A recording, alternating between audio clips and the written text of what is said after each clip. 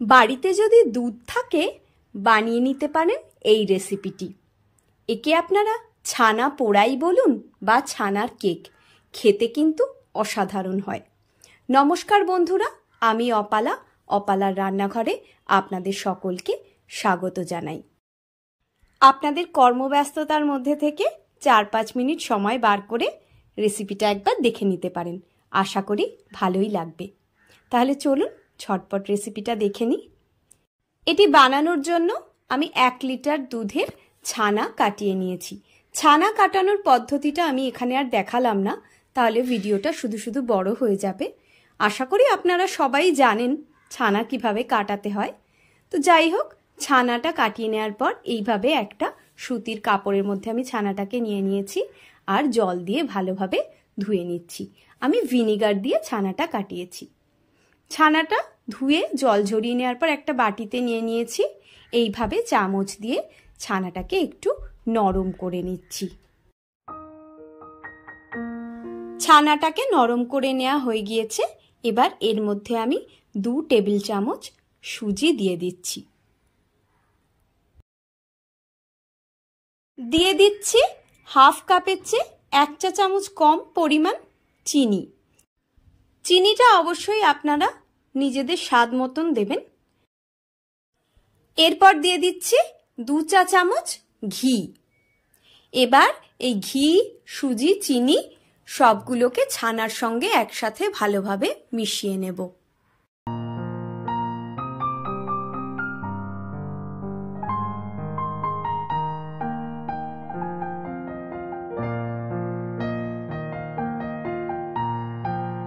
ছানার সঙ্গে সবগুলোকে ভালোভাবে মিশিয়ে নিয়েছি। এবার এই ছানার মধ্যে আমি 2 চা চামচ পরিমাণ জল দিয়ে দিচ্ছি, কারণ সুজিটা দিয়েছি তো। এবার সুজিটা দিলে সুজিটা একটু ফুলে যায়, তার জন্য একটু জলের প্রয়োজন আছে। তাই জন্য আমি একটুখানি জল এর মধ্যে দিয়ে সেটাকেও ভালোভাবে মিশিয়ে নিলাম। আর দিয়ে দিলাম 1 চিমটে নুন। এবার ওই নুনটাকেও ভালোভাবে মিশিয়ে নিলাম। এবার কয়েকটা কাজু বাদামকে আমি একটু ভেঙে ভেঙে নিয়েছি। 3 টেবিল চামচ মতন এই ভাঙা কাজু আমি এর মধ্যে দিয়ে দিলাম। আর কয়েকটা কিশমিশকে ভালোভাবে ধুয়ে নিয়ে এর মধ্যে দিয়ে দিলাম। এবার এই কাজু, কিশমিশ এগুলোকেও একসাথে মিশিয়ে নিচ্ছি। এইবার এটাকে আমি মিনিট 15-এর জন্য ঢাকা দিয়ে রেখে দিচ্ছি, যাতে সুজিটা ফুলে পুরোটা সেট হয়ে যেতে পারে। এবার একটা এখানে কেক টিন নিয়ে নিয়েছি, তার মধ্যে একটু ঘি দিয়ে গ্রিস করে নিচ্ছি। সুবিধের জন্য এখানে আমি একটা বাটার পেপারও নিয়ে নিয়েছি, যাতে ফাইনালি যখন ছানা পোড়া বা ছানার কেকটাকে আমি এই টিন থেকে বার করব, তখন খুব সহজেই বার করে নিতে পারি। এইভাবে আমি একটু এটাকে কেটে নিলাম, যাতে আমার এটা বসাতে এর মধ্যে সুবিধে হয়। এই দেখুন, এরকম করে আমি বসিয়ে দিচ্ছি। এবার এর মধ্যেও আমি একটুখানি ঘি লাগিয়ে দিচ্ছি। টিনটাকে রেডি করে নেওয়া হয়ে গিয়েছে। এবার আগে থেকে বানিয়ে রাখা ছানার মিশ্রণটা এর মধ্যে আমি দিয়ে দিচ্ছি। সবটা ছানা এর মধ্যে দিয়ে দিয়েছি। এবার ওপরটাকে একটু প্লেন করে নিলাম। তারপর ফাইনালি বাটিটাকে দুবার একটু ট্যাপ করে নিচ্ছি। এবার একটা হাঁড়ির মধ্যে একটা স্টিলের রিং বসিয়ে দিয়েছি, দিয়ে ঢাকা দিয়ে 5 মিনিটের জন্য প্রিহিট করে নিচ্ছি।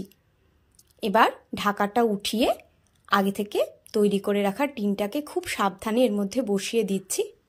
দিয়ে ঢাকা দিয়ে আধ ঘন্টা গ্যাসের ফ্লেমকে মিডিয়ামে রেখে বেক করে নিচ্ছি। আধ ঘন্টা পরে একবার ঢাকাটা তুলে দেখে নিচ্ছি, হালকা হালকা রং ধরেছে। একটা কাঠি দিয়ে একটু চেক করে নিচ্ছি। কাঠির গাটা হালকা হালকা ভিজে ভিজে আছে। এইবার আমি ঢাকনাটাকে চাপা দিয়ে গ্যাসের ফ্লেমকে লোতে রেখে আরও আধ ঘন্টা মতো বেক করে নিলাম। দেখুন কি সুন্দর রং এসে গেছে। কাঠি দিয়ে আরও একবার চেক করে নিচ্ছি। দেখুন কাঠিটা একেবারে পরিষ্কার, তার মানে আমার কেকটা পুরো তৈরি হয়ে গিয়েছে। এবার এটাকে ঠান্ডা করতে দিয়েছিলাম। ঠান্ডা হয়ে যাওয়ার পর সাইডটাকে একটু ছাড়িয়ে নিচ্ছি। নিয়ে এটাকে একটা প্লেটের মধ্যে আমি এবার উল্টে ঢেলে নিচ্ছি। একটু ট্যাপ করে নিচ্ছি। বাটার পেপারটা থাকার কারণে দেখুন কত সহজে এটা বেরিয়ে এলো।